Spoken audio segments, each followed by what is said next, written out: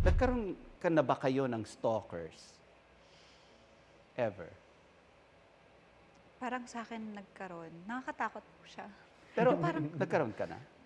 parang kasi may moment na hindi ko alam kung nanghuhula lang ba, ang galing niya kung paano, "Nandito ka 'no?"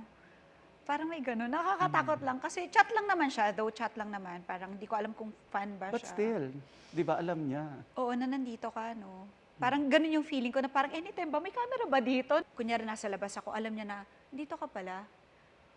Oh, Alam that's niya, scary. updated siya. May mga gano'n. Medyo nakakatakot lang, pero nawala rin naman. Kumbaga nanahimik rin siya. Yung, yeah, Even sa guys, nakakatakot magkaroon ng stalker, sa, Nagkaroon ka na ng stalker? of course, I mean, the different forms, it comes in different forms. You know, even the bashing artists, or even the the made up accounts that you know, yung mga nagkakalat sa social media. That's also a form of stalking a personality, you know, a public figure. So, ang dapat lang talaga dyan is, and I've experienced, you know, hindi na ako bago sa ganyan.